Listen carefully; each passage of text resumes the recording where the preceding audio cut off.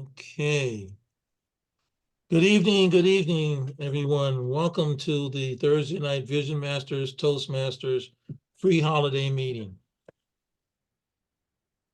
And my name is Kuwaza Imara. You'll hear that several times this evening, as I will be doing several tasks during the meeting.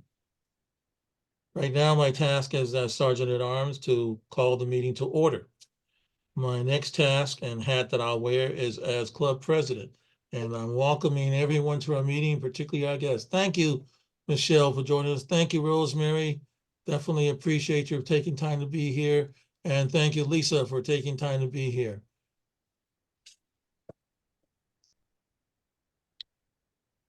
Now donning the hat of Toastmaster, we have information. Boy, we should start our meetings with an I, information, inspirational.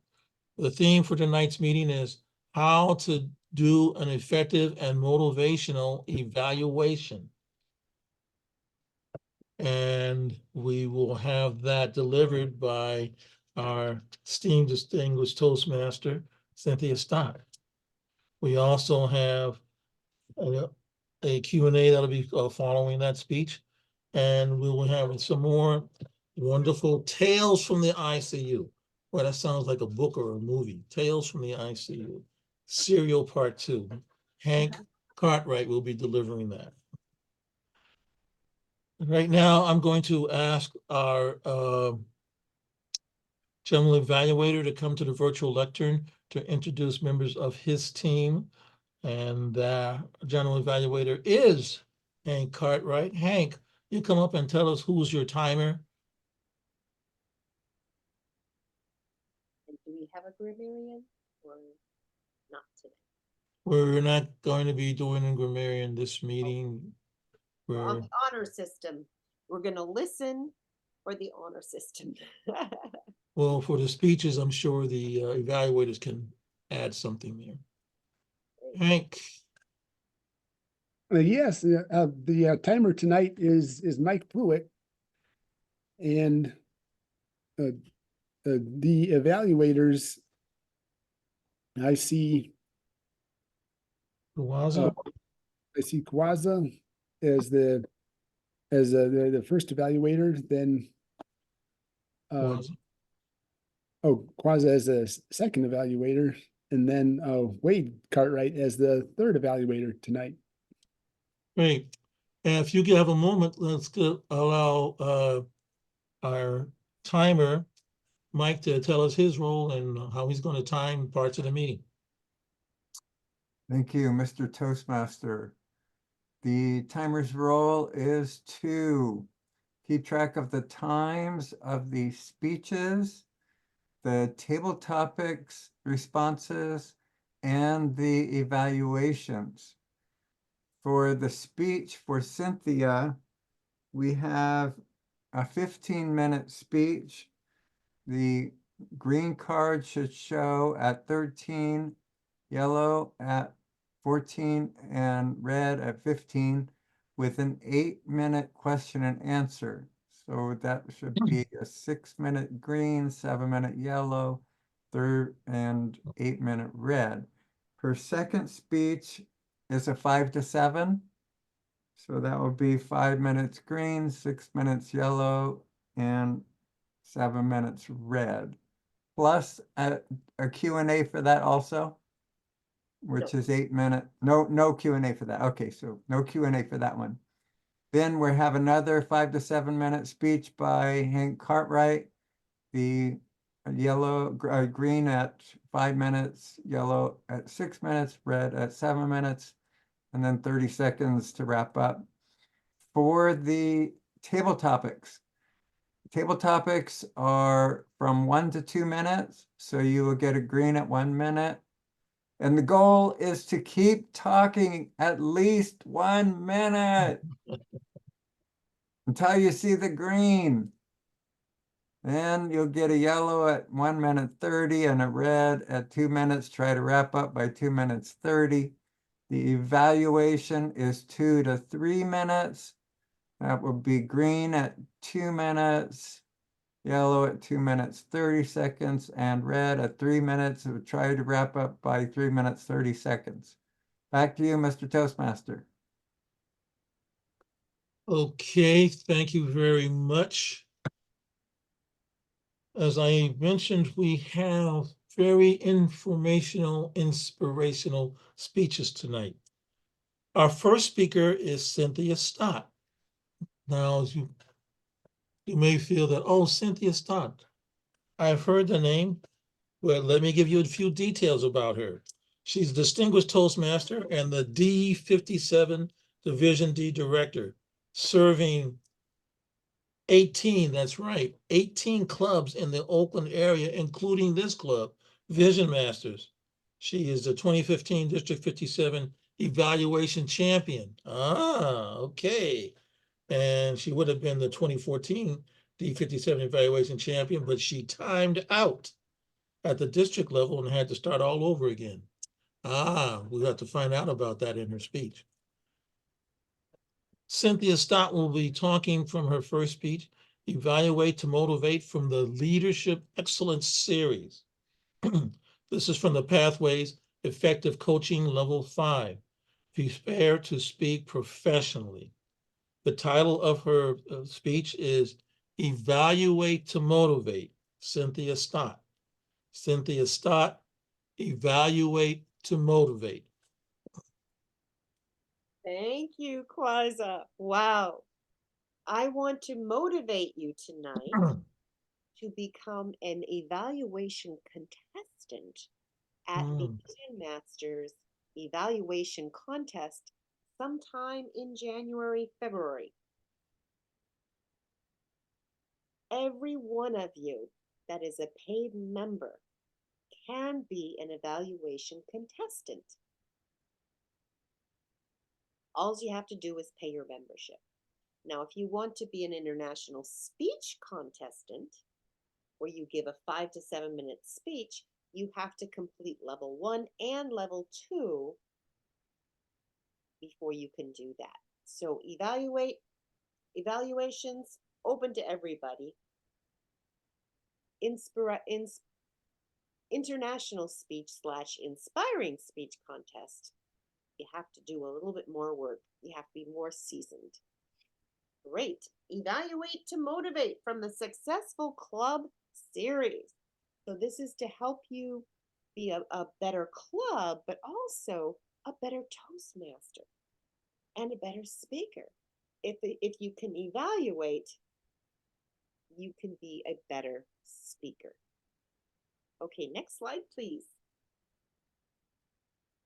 Evaluators benefit speakers by providing immediate feedback. Next, please.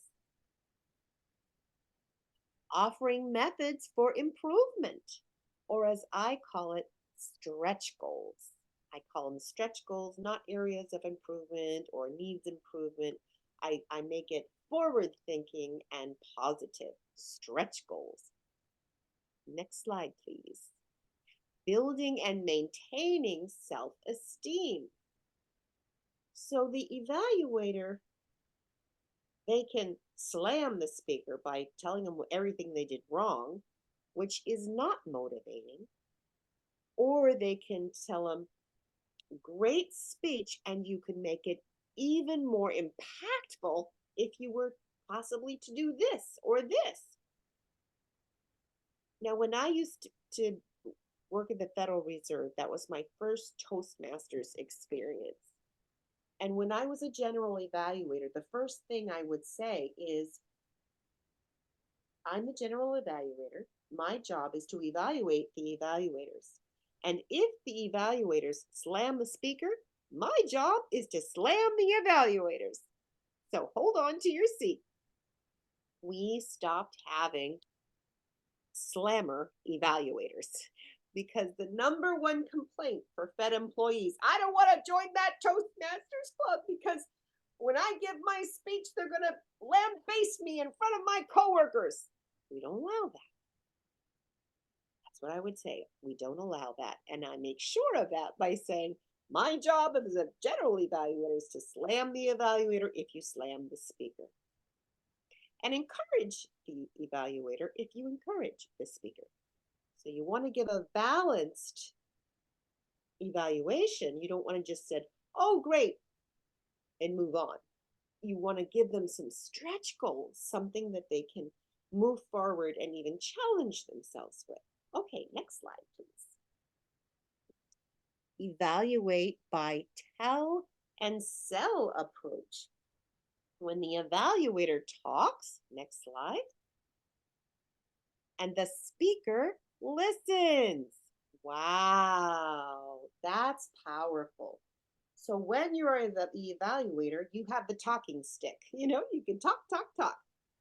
And the speaker has to listen to you. And that's our word of the day, listen. So important that the speaker listen to the evaluator. And what's the most appropriate response to any criticism? Thank you. Thank you. And that's all that needs to be said. So take it with a grain of salt. I always say evaluations are like a combination lock. You take what's there and then you twist and turn it. You might have to turn it upside down and make it work for you. Just like Darren LaCroix, the world champion of public speaking, everyone told him that when he fell on his face on the stage, he stayed down too long. He made them uncomfortable. They needed to get up. And instead, he took that evaluation and twisted it, and twisted the knife and let them be uncomfortable even longer by staying down on the stage even longer. And then when he got up, he said, did I stay down too long? And they laughed, roared with laugh, that knowing laugh. So sometimes you have to turn it on its head. Next slide, please. How to evaluate effectively. Before the speech, talk with the speaker about manual objectives. I'm not a big proponent. I'm very busy. I'm a busy woman. And I know you are busy too. So I don't always talk to my speaker before I evaluate them. Some clubs, they actually take time out of the meeting and have the evaluators meet with the speakers. But I really don't think that's necessary. To me, the evaluator should just point blank look at what they have and evaluate. Just what they saw, what they felt, what they heard. And not color it in any way depending upon what the speaker wanted to do. So that's my opinion anyway. Next slide, please. Evaluation guidelines. So you do look at the manual objectives and the evaluation guidelines, absolutely, but you don't have to discuss them with the speaker unless you want to. Next slide, please. Any concerns that the speaker may have that might be able to help. Maybe they realize that their hands are a problem. They don't know what to do with their hands during a speech. And so can you watch that? Can you see if I'm making any distracting gestures with my hands, anything like that? But there again, just observe your speaker and say what you noticed, what you saw, what you heard, what you felt. During the speech, show that you are interested. Put yourself in the position of the speaker and take notes. Awesome. How to evaluate effectively. During your evaluation, choose your words carefully. Well, you'll try to, of course, but don't put too much pressure on yourself about the evaluation. Because if you feel pressure, they will feel pressure. If you feel comfortable, your speaker will feel comfortable and your audience will feel comfortable. So mirror that for them. Evaluate the speech, not the person. That's really important. Don't get personal. Don't say, I really don't like that blue tie you wore. Or, your glasses really don't fit your face, or anything like that. You should talk about the speech and how it made you feel, what you heard, what you observed, and promote self-esteem. Point the good things out that you saw, the strengths. I call it strengths and stretch goals. So I really share with them what are their strengths as a speaker. And sometimes it's really surprising. Avoid being disingenuous. They will feel it. They will know when you're, blowing snow. Be sincere and honest. Honest evaluations are upbeat and encouraging while offering suggestions for improvement. Again, stretch goals is a better term. Closing. Connect to your opening statement. As an evaluator, especially a contestant that is being judged, and in a contest, 15% of your judging is on your summary. So you have to say, tell them what you're going to tell them, and then you have to tell them what you told them. You have to make a summary of, these are the things that you did that were your strengths, these are your stretch goals, this is your challenge, whatever you're going to do. Connect to your opening statement, summarize your key points, make that summary, and give a personal story or example. You have to be careful because, again, I timed out. I went past my 3 minutes by probably 3 minutes. And so I lost the evaluation contest in 2014. And then I had to go back again in 2015 in January. It was the club level, the area, the division, the district again. So I had to do it all over again. Encourage your listeners to apply what they heard and learned. Absolutely. And personal stories.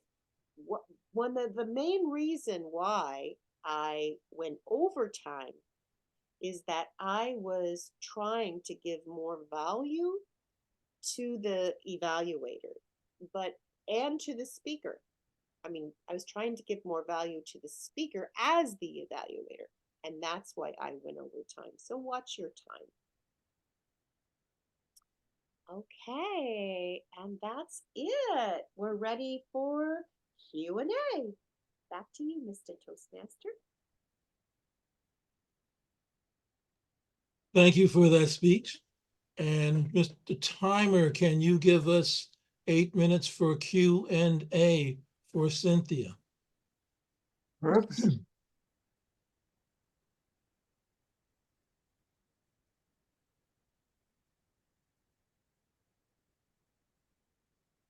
I'll ask a question. What was your most challenging evaluation you ever did, and what was challenging about it?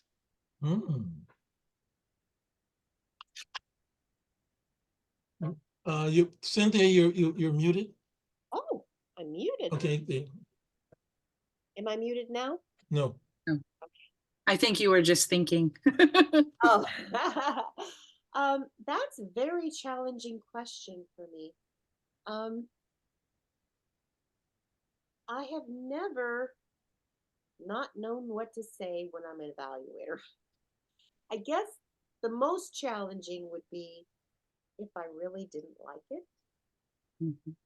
If I really don't like a speech, it's very hard for me to say what I liked about it. But usually, especially now, I find strengths. Like maybe they were really, really nervous, but they stayed. They actually completed their speech. They didn't run away. So Right. maybe I would talk about what they did instead of like the normal thing, but you stayed. You spoke. Everything fell down around you, but you still spoke. Right. Right. Okay. Just be sincere and in the moment. And here's my secret sauce that I'm going to share in the next speech, look at your speaker as if they are your beloved, your best friend, your spouse, your mother, your father, your sister, your brother, your son, grandson. Look at them like you really love them and you want what's best for them. And you want them to have a great speech, to do their best. And also recognize that they're doing their best in the moment. Right. When you know better, you can do better. And what I found when I evaluated people at the Federal Reserve, when I was at the Toastmasters and Federal Reserve, that when I would say, these are your strengths, they'd be like wow. And then when I would say, I have some stretch goals for you. Would you like to find out what they are? And they would lean in and they would pick up their pen and write, and they would actually line up to be evaluated by me. Because I Nice. always had good feedback and I tried to give it in a kind way. I wish I could be better about that in real life. I wish that my feedback to people could always be like my Toastmasters evaluation, because I find it easier, because it's shorter, to be kinder and to think of stretch goals rather than what I have in real life. That's my challenge. Oh, thank you for sharing. Thank you for asking. Any more questions? Maybe how evaluation contests work?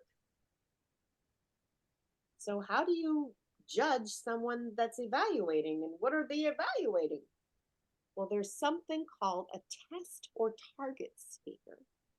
And they are someone outside of the club. Hopefully no one has ever heard them before give a speech. And they give a 5 to 7 minute speech.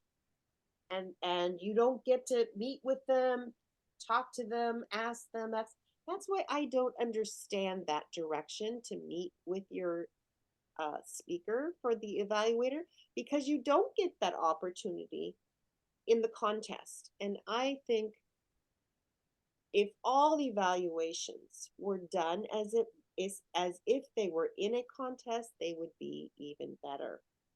So you don't get to see them. Many times the test speaker won't even have their name. They'll just come on the Zoom and it will just say test speaker. And everyone has to figure out who it is, you know? And one time I was a test speaker, and I opened my camera and was checking my makeup and my positioning, and they got upset with me and said, no, we're going to move you into a breakout room. You don't want to be showing anybody who you are. So, wow, they're really strict. So they're supposed to be not known to you.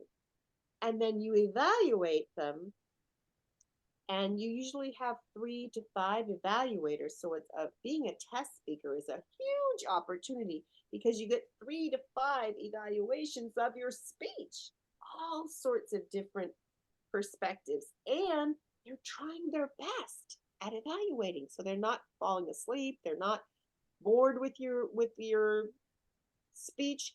They're really paying attention. So actually being a test speaker is one of my favorite roles in Toastmasters. And I've done it at 11 o'clock at night in front of 5 different countries at one time. That was an interesting one. And I've done it early in the morning, late at night, in front of, huge audiences, small audiences. It really doesn't matter to me. It's good evaluation.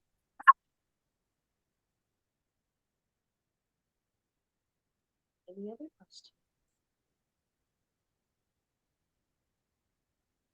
Well, looks like we have no more comments at this time. I want to thank you for that informational speech. And I'm sure that there may be a person or two who had not totally considered giving an evaluation as part of the speech contest, but maybe you might have motivated somebody to consider that. So thank you for that speech. Mr. Timer, can we just have 90 seconds and for persons to send a comment, evaluated comment to Cynthia via the chat, please? And Mike, can you raise your hand electronically so I can easily see you as the timer?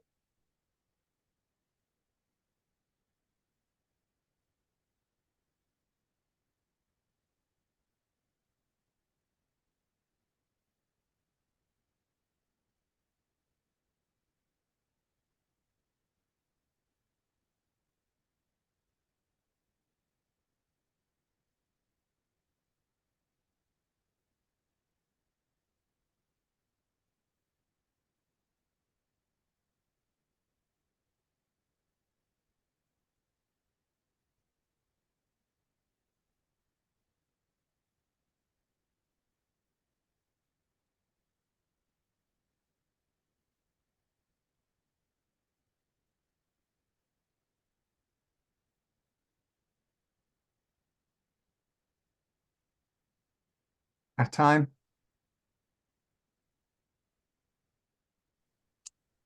Our second speaker tonight is actually Cynthia, who will be continuing giving us informational tips about evaluations and how to be the better evaluator.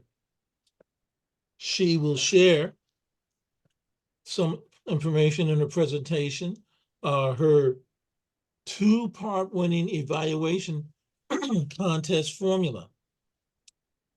Her speech title is Evaluator as Sacred Witness, a Winning Formula, Cynthia Stott. Cynthia Stott, Evaluator as Sacred Witness, a Winning Formula.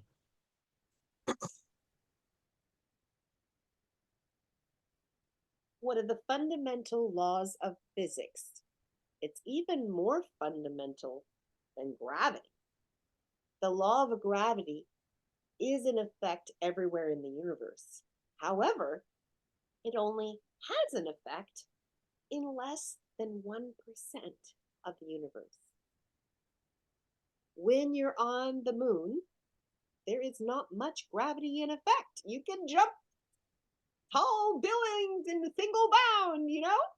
And if you're in between, there's a lot of space between you and a planet or the sun, and you get out of your spaceship and you get untethered, you're just going to keep drifting forever. So 99.9% of the universe, gravity is in effect, but it doesn't have it.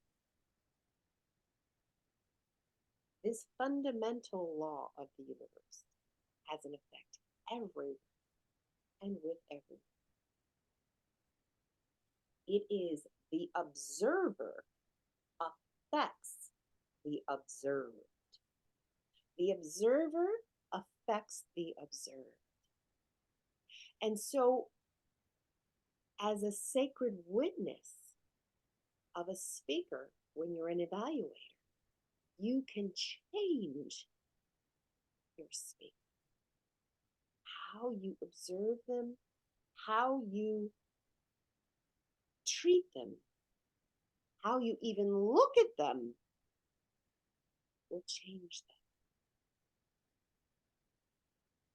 them. And this has many ramifications, but especially in evaluations. When I would look at my speakers as a sacred witness, I'm a sacred witness, and they're my beloved, my best friend, my spouse. They relished being evaluated by me.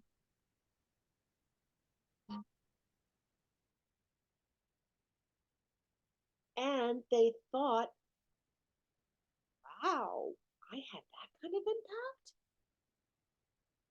When I said that how you shared your story made me feel like we were sitting in front of the campfire and I could listen for hours. And that person thought, I've never shared a story before. And maybe they could think, maybe I could be a storyteller. Maybe I should share more. So how you look at your speaker will affect them. And if you're highly critical of them and scowling at them, do you think they'll want to be a speaker again? Do you think that they'll be encouraged to speak again? No, no. And in fact, at the Federal Reserve, we found that they didn't want to be Toastmasters because of the evaluation. And evaluations at the Federal Reserve were so caustic in general, real life, not just Toastmasters, that we once had an HR department put on a special program for us called feedback. It's a tool, not a weapon. Not a weapon. Because examiners were using it as a weapon against each other, a weapon against bankers. I kept going as an examiner in charge with this one senior examiner. She was always on my team. And every time she would make a banker cry. Cry. And I was having a discussion with the CEO about how the exam was going. And I said, I have an open door policy. Is there anything you'd like to share with me? And he was starting to walk out and he said, well, actually, I will share that your examiner made my chief loan officer cry. And I was shocked. And I told him that is not acceptable. And I'm sorry that happened, and that is not acceptable. That will go into her performance review. And actually, because that went into her performance review, she was not allowed to go over to the new Elizabeth Warren created the new Consumer Protection Agency, and this examiner applied for that, but because my evaluation said that, she was not. She missed a huge career opportunity because she made someone cry, and then she got that in her performance evaluation. So use feedback as a tool, not a weapon, as a tool. So my secret sauce is what? Be the sacred witness.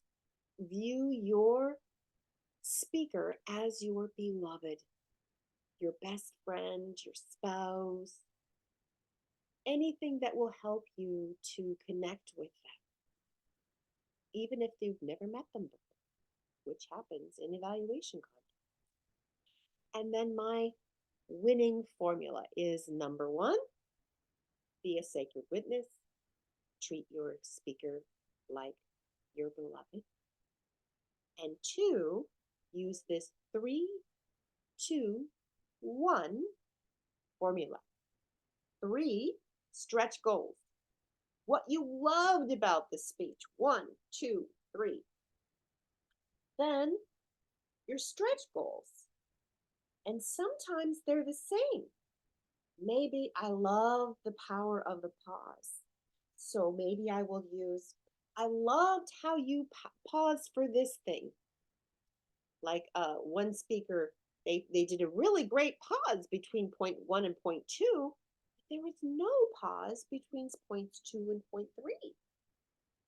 That's because they forgot point 2 and they had to pause and then they could go on.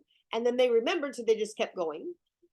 So really good pause after your first point.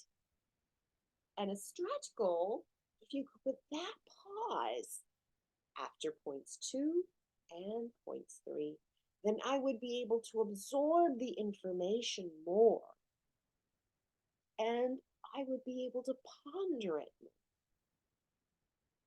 Here's the thing. You want your audience to think about what you're saying, right? So if you pause, they can take it in. It's like a frame around a picture is the pause. Think of the Mona Lisa. Imagine if she had no frame. She was slammed up against the wall, crowded. You might miss her. She's not huge. You walk into the Louvre. You know the Mona Lisa right away. She has her own wall. There's lots of space. There's lots of lights on her. She really stands out and looks spectacular. And what if your phrases could be like that? Can I see my timer? Can you raise your hand, please? Electronically? I can't see my timer. I just realized. Oh, there's mine. Okay. So pause. Pause is really good. So you could use it as a powerful thing, as a strength, and you could use it as a stretch goal. I always think about pause. If you could not share the timer, I don't like the sharing the timer. Just spotlight me, please. Raising the hands better on the timer. And I can put him in the middle. He's okay that now. So 3 strengths, 2 stretch goals, and 1 challenge. 3, 2, 1. 3 strengths, 2 stretch goals, and 1 challenge. Challenge, what's that? Well, maybe it's put in another project. Maybe this was your write a speech with purpose, and you say, wow, this is such inspirational information. Why don't you try it as a level 3 project? Inspire your audience. Or you could use it as your international speech contest speech. Or you could even use it as a TED Talk. All 3 of those, I think, would be appropriate for Hank's speech that he's going to be giving, which is Tales from an ICU Nurse During COVID. I love that speech, and the more I hear it, the better I love it. So 3, 2, 1. Strengths, stretch goals, and challenge. And remember to use your speaker as your best friend, your beloved, your spouse, your mother, and you have a great speech, great evaluation speech. Back to you, Mr. Toastmaster. Thank you, Cynthia. Thank you for those tips on how to have that winning formula to give a good evaluation. I'm going to ask the timer to give us 90 seconds and we can send comments to Cynthia via the chat. Thank you.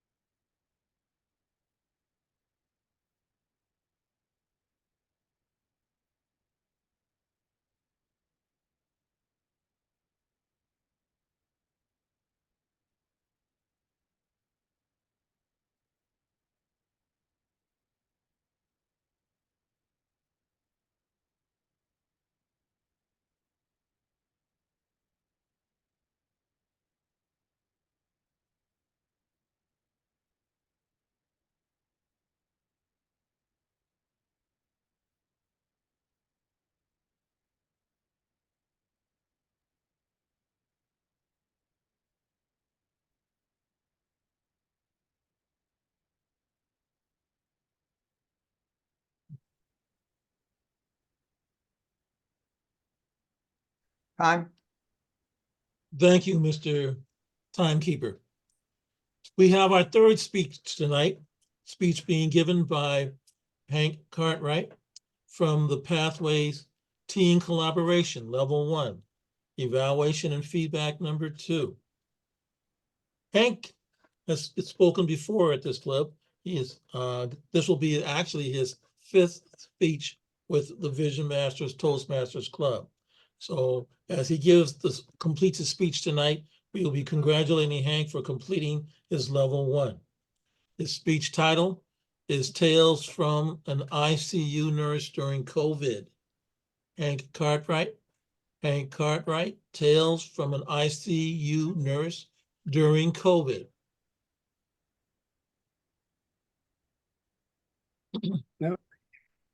Hi, I'm going to be talking again about some of my experiences as an ICU nurse during the COVID-19 pandemic in 2020.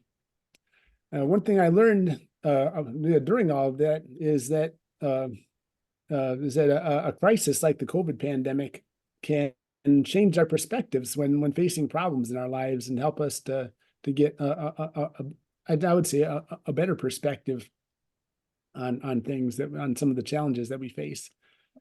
I'm sure many of you still remember some of the things that we did to try to stay safe during the COVID, during COVID, in addition to wearing masks and social distancing that everyone was doing. Now, raise your hands if you remember wiping down groceries or spraying packages with disinfectant or washing your hands and while singing the happy birthday song to yourself. To make sure that you're washing your hands long enough. Now, I'm sure many of you still, remember that. And but in spite of all of our efforts, the CDC reported that COVID-19 caused 350,000 deaths in 2020, and the final overall death rate increased nearly 17%, and that also includes a nearly 17% in deaths from accidents or unintentional injuries, as well as a 15% increase in deaths from diabetes. Now all of this is supports and shows us what many of us already probably knew just from intuitively, and that's that.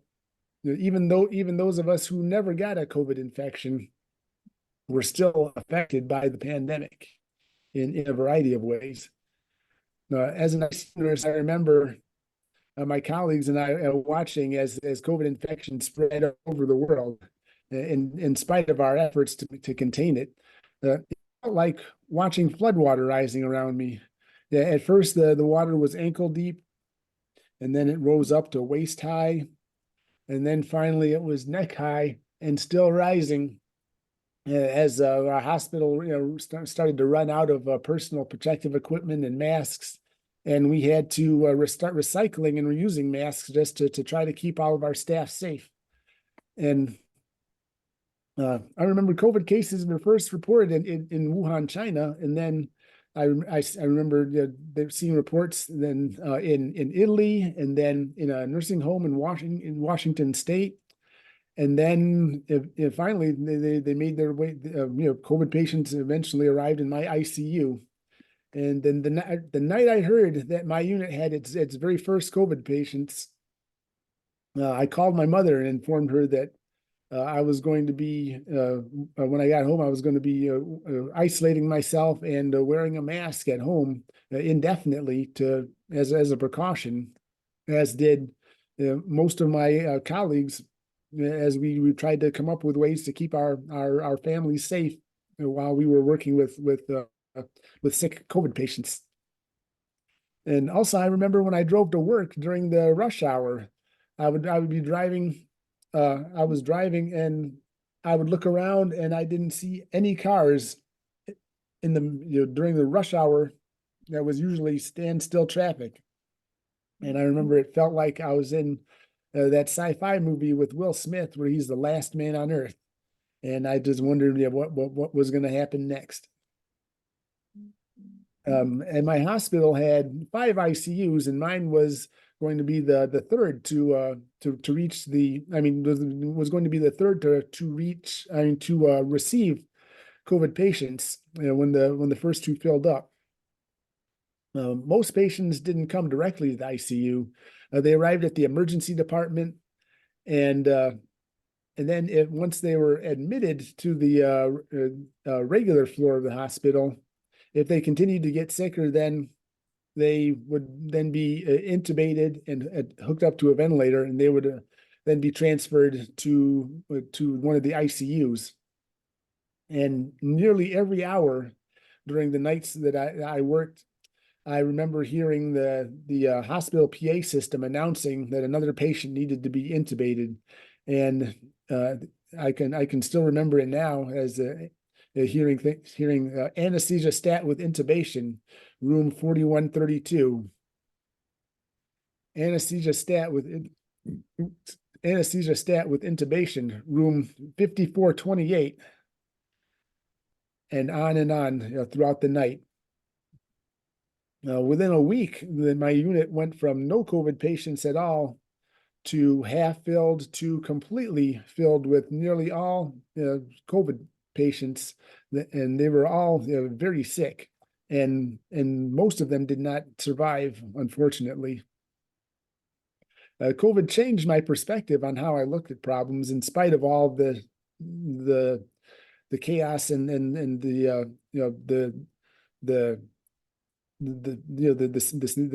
difficulties that went on.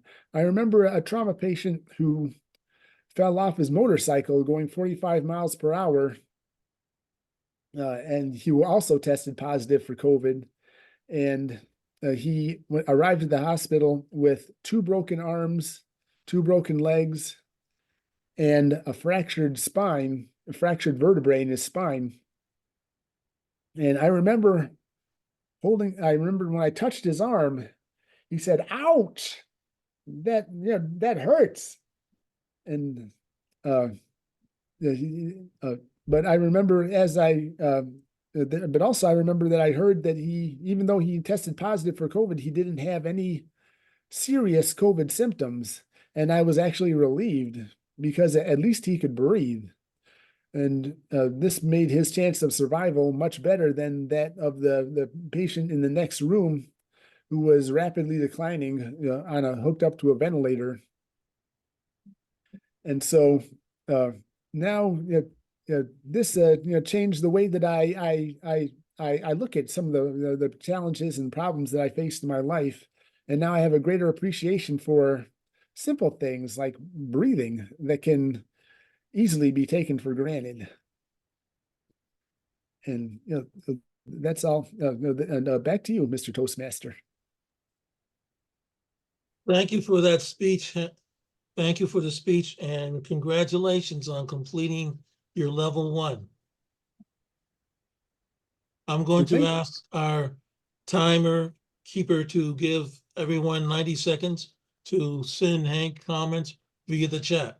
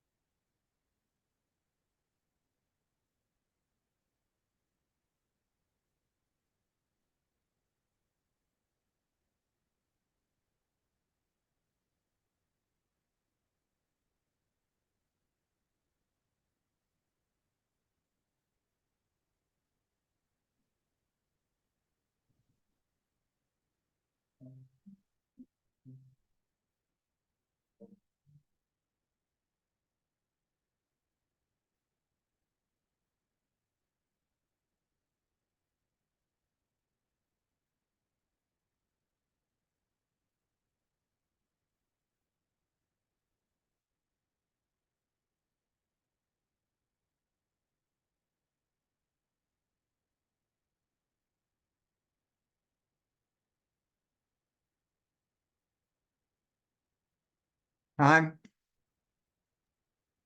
Thank you, Mr. Timekeeper. And now we come to that part of the meeting where we have opportunity to share our thoughts and ideas extemporaneously. Yes, table topics. And table topics master and mistress for tonight is Michelle Waffle. Michelle, come to the virtual lectern and share with us some of your thoughts and ideas that you'd like us to expound on.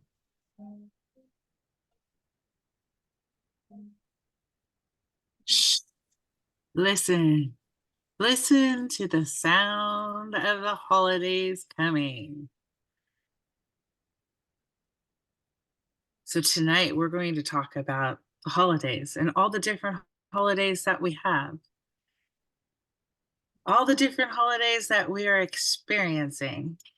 So first, I would actually like to have a volunteer. If there's anybody that hasn't spoke tonight or would like to speak tonight, do we have any volunteers out there?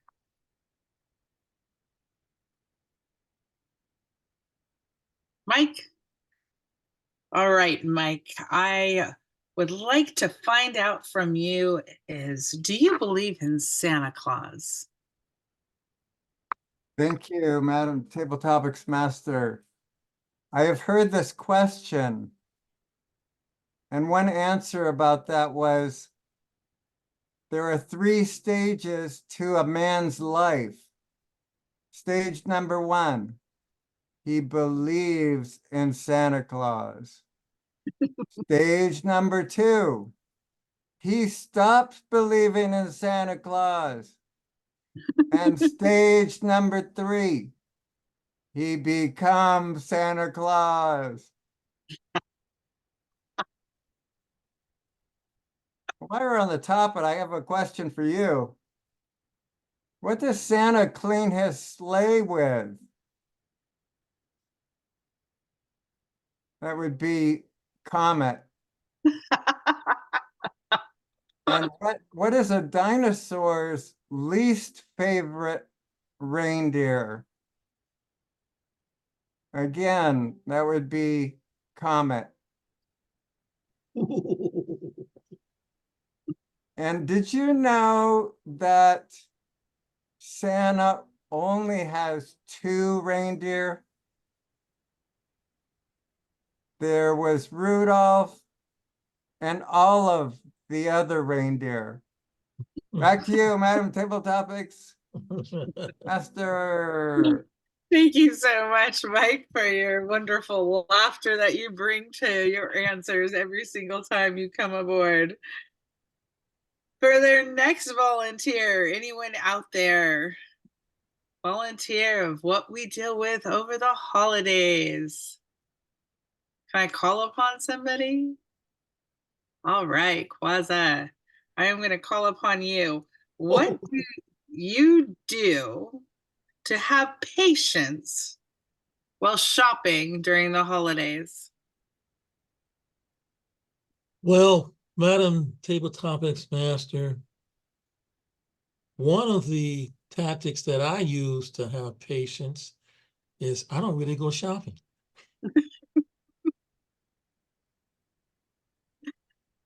What I try to do is for those persons who are going to be getting a gift or something from me, I try to assess that during the year. For example, I have nieces and nephews who are now in school, so I figure out, okay, what are they studying? They need a book or some sort of app for their computer, and that's what I'll get them. So that I try to avoid being caught even in the virtual crowd of trying to scramble for this or that gift. However, as I do live near a shopping center, I find it amusing that starting in the fall, particularly after Halloween, certainly as we approach Thanksgiving and the first weeks of December, the traffic increases well, let's just say monumentally. And the tempers seem shorter, kind of matching the days. This is a reaction that I observed, but fortunately, I am glad I am not part of that. So I just get to observe, share some of the humor of watching the behavior, and yeah, have a little smug that I took care of that. Back to you, Madam Table Topics Master. Thank you so much, Kwaza. What great stories. Great stories we could all learn from you by shopping earlier in the year. So, Miss Rosemary, are you available to do a table topic for us this evening?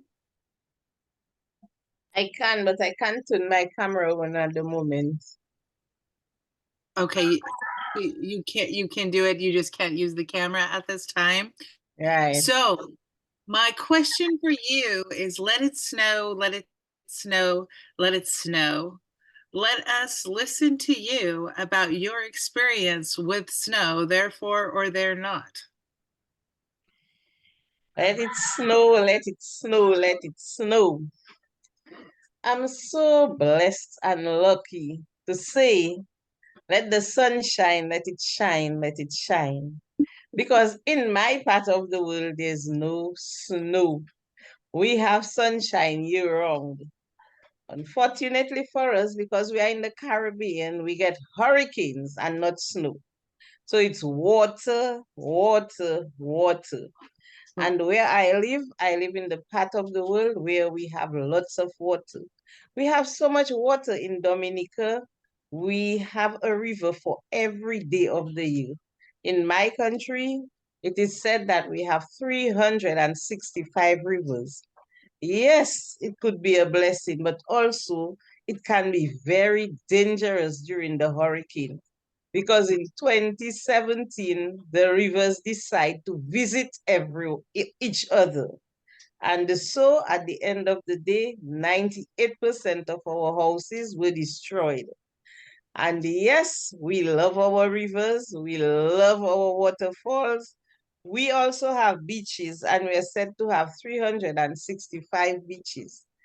Our beaches are not like the other Caribbean countries. We have black sand because guess what? We sit on 9 volcanoes.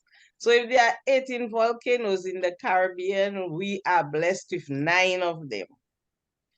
And sometimes it can be very scary when the island starts rocking because we are told the volcanoes are acting up. But in my lifetime, we have never seen them explode like in Montserrat, and we pray that we never have them explode. So, well, yes, we do not see snow, but we have sun, we have water, and we have volcanoes. Back to you, Madam Topic Master. Thank you so much for sharing with us, Rosemary. Gives us a completely different perspective, even though we don't have snow either.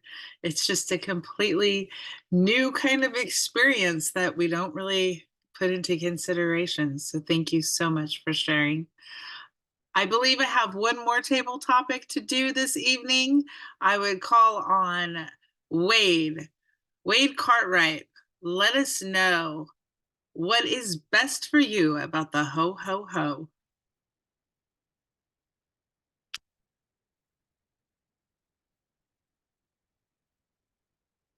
Gonna unmute yourself.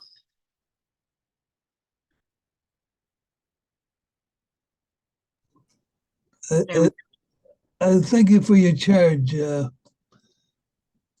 And it's good to participate in table topics. Ho, ho, ho. What do I like about the ho, ho, ho? It's a greeting that is very warm. It's warming and it's affectionate and it's caring at the beginning of an interpersonal contact. So I like that, and it's cheerful. And the person receiving that can feel the warmth of the giving of it, and I think it can be very charismatic, and the warming. So I like it. I think it's very friendly, and it's very good seasonally. I especially like it when it's used in other parts of the year, and so forth. I've become accustomed to saying "hola," but I think "ho ho ho" is something that I can bring back to my vernacular and use it more often. So thank you for asking me to participate in answering that question, Madam Toastmaster, Madam Table Topics Master, and back to you. Thank you so much, Wade Cartwright, for sharing your wonderful experiences with the joys of Christmas and Santa Claus. Thank you so much for this wonderful time doing table topics tonight and learning all kinds of wonderful new things that we weren't even thinking about during this holiday season. Now back to you, Master Toastmaster. Thank you very much, Madam Table Topics Master. And wow, who knew volcanoes in the Caribbean? Well, that's one thing that I appreciate about Toastmasters, particularly in the table topic. There are little tidbits of information that you pick up about where people are in their surroundings. Well, very good. Now, at this point in the meeting, we will have the next part of our meeting, the evaluative part. And to that end, I'm going to call the general evaluator to the virtual lectern, who will call up the evaluators of the speakers first.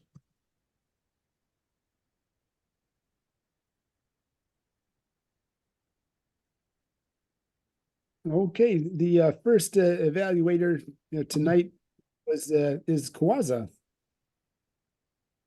You'll be evaluating Cynthia Stott's first speech and also second speech. Yes, I will. Excuse me. The first speech, evaluate to motivate.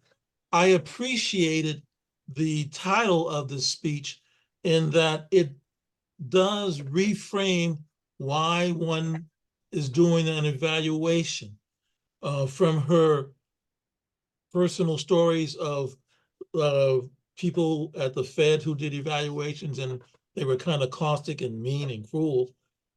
Her title kind of reframed when we evaluate a speech, why we're doing so, and the purpose of an evaluator to motivate the speaker to speak better. She talked about the benefits of evaluation as it started her speech, giving positive feedback, methods to improve the speech, and using the evaluation as a way to build self-esteem for the speaker. I liked her speech because it was about evaluations, but it was speaker focused. How is this evaluation going to be helpful or useful for the speaker? She talked about giving a balanced evaluation. Yes, these are the positives, and these are things to grow on. She also gave some suggestions that I hadn't heard before. Maybe before the speech, if possible, just checking in with the speaker, seeing if they know the objectives, the guidelines for the evaluating the speech, and just any other observations. Are they looking nervous? Are they assured of where they're going to be, etc. She talked about the evaluator during the speech, being able to look at the speaker, give them your attention, let them know that they're interesting. And during the evaluation, choosing the words carefully. I agree. As Toastmasters, one of the tools we have is words, and we should definitely be aware and careful of the language we use. She also talked about avoiding being disingenuous. Yes, being open, being honest, and letting the speaker know exactly what your evaluation is. During her speech, Cynthia was very clear. She used good body language, definitely used good vocal variety. There's one thing that I would suggest going forward when she gives this speech the next time, maybe just altering the pacing a bit so that when you have multiple points, just slow down just a tad bit. Otherwise, very good speech. Thank you very much. And this Toastmaster definitely got some good points. Thank you.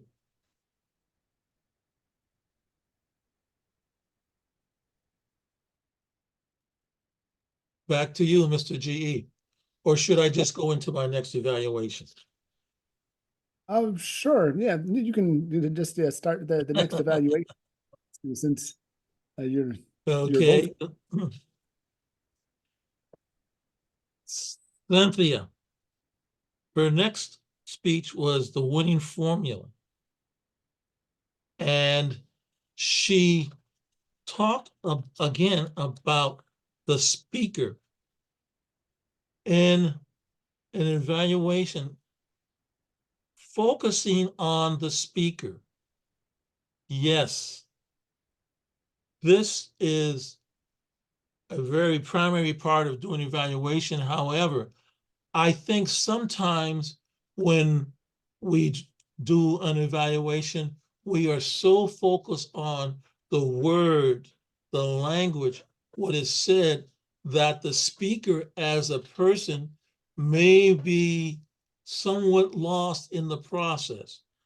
I appreciated her using the observer affecting the observed symbolism as a way to get us to look at how we are as an evaluator observing somebody who's speaking. She also used the idea that feedback is a tool. And as a tool, it's something that we can use to help the speaker hone their speech. Here she was giving the stories about working at the Federal Reserve and those persons who at one time were evaluators in the Toastmaster club there, and people were very reluctant to be part of that club because of how caustic the evaluations were. Cynthia said that we should view the speaker as someone we want to connect with, a friend, a family member, somebody that there is a connection with. This will definitely allow us to be more connected to the speaker, to really hear what they are saying. She gave us three things. One, as a speaker, you should have stretch goals. What is the goal that the speaker has that would allow them to stretch just a little more? She talked about in your evaluation, what are the strengths? This is the plus. And then the challenge. As a speaker, what is the challenge? Is it to be more vocal variety? Is it to use more body language? These three things I thought were very good tips. Again, Cynthia used good vocal variety, good body language, and she connected with her audience in delivering her speech. Mr. General Evaluator.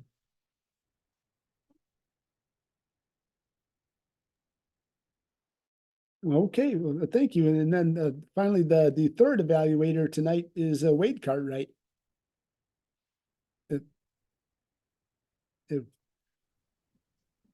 Hello, fellow Toastmasters. Once more, thank you for the opportunity to evaluate Hank's speech.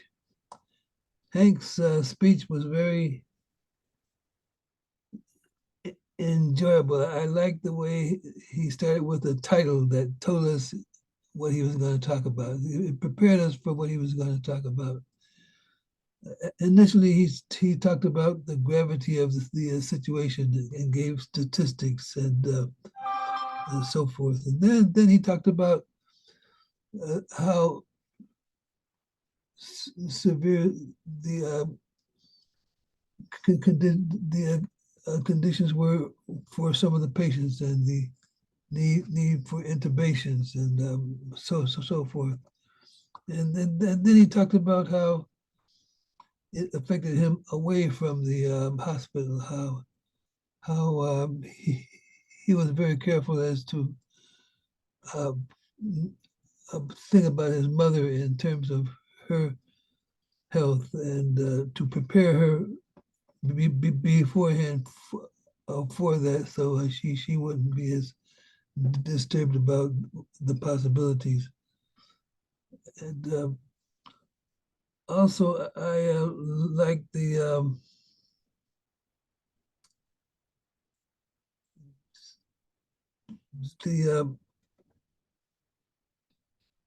end of his speech, how he finished on an upward note, even though the victim of the motorcycle accident had multiple injuries. He didn't have COVID, so his at least he had a positive outlook there. That was uplifting. Hank, I enjoyed the improvement that I've seen in your speaking in the short period of time that you've been with us. Your eye contact is much improved. Your body language and the use of your hands is much improved. I enjoy that. For a couple of things to go on is one is to just slow down and to be concerned about your listeners, just be, feeling what you're going to talk to them about. That'll slow you down a little bit, and also take pauses between your sentences and so forth. I've noticed how you pause and then you speed up and pause and speed up. That's nice. That'll keep some of us from going to sleep, but but I think you can use that to your advantage too. Your voice is nice and soft and easy to listen to. So I'm really proud that you have made so much progress, and I'm going to look for more progress. And thank you for this opportunity to evaluate your speech. And back to you, Madam, Mr. Toastmaster, Mr. General Evaluator, I'm sorry.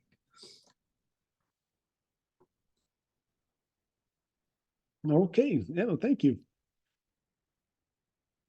And now it's time for my general evaluator meeting evaluation.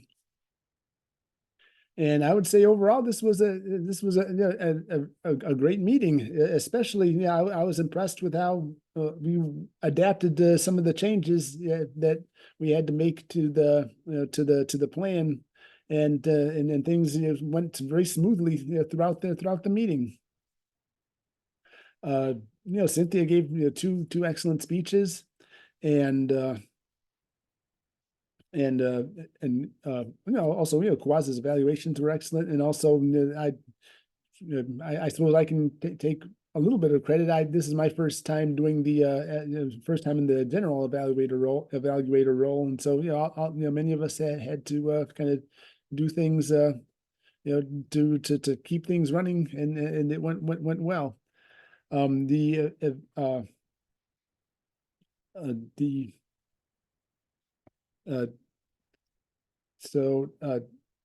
had three very good speeches. The evaluations were very good. We gave some constructive feedback that we can use. I know I can definitely take some points away that can help me give a better speech in the next time and in future speeches. So overall, I would say I was pleased with how things went. And now back to you, Mr. Toastmaster. And Michelle had her first table topics session. She was the table topics master. So there was a lot of firsts tonight. Yes, it was. Mike, can we get a timekeeper report?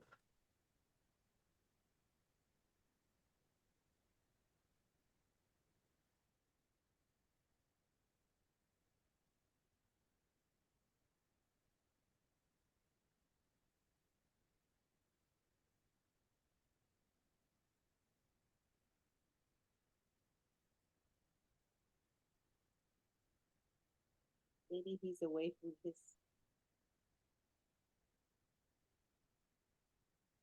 Oh. Sorry about that. Oh, real quick. Cynthia, 12 minutes and 6:25 on the questions. Number one. Number two, 11:45. Number Hank, 7 minutes 23. Mike, table topics, 1 minute 20 seconds. Kawaza, 1 minute 46 seconds. Rosemary, 1 minute 59 seconds. And I loved hearing about the volcanoes. Wade, 1 minute 58 seconds on table topics. Kawaza evaluations, 3 minutes 20 seconds on the first one, 3 minutes exactly on the second one. Wade, 3 minutes and 30 seconds on your evaluation of Hank. Back to you, Mr. Toastmaster. Okay. Was that 11 minutes, did you say I did on the second speech? 11 minutes 45, yeah. Oh, that's because I couldn't see you. If you raise your hand electronically, I could see you. But I couldn't see you. That's why I didn't know. And there was no red card. Sorry about that. Well, definitely some firsts tonight. Thank you, Michelle, for the table topics, and very interesting. The questions were interesting, and the answers were definitely intriguing and interesting. Hank, I want to recognize you and thank you for filling in as general evaluator. You did a very good job in coordinating that, as well as being a speaker in the meeting. So thank you, thank you. Cynthia, you are a distinguished Toastmaster. However, I want to recognize that even distinguished Toastmasters need recognition for giving not one, but two speeches sequentially in the meeting. So thank you. And thank you for the tips on evaluation. Definitely was taking notes on those, and I'm sure they'll be helpful come the speech contest. We are just a tad bit over to 8 o'clock because we started late, so I don't want to keep everyone in the meeting any longer. Next week is the Thursday between Christmas and New Year's. We will not be meeting next week. We will be meeting the following week, the first Thursday in the new year, January 4th. So whatever the holiday is that you're celebrating, I wish you a good, happy holiday and fun time with whomever you're celebrating with.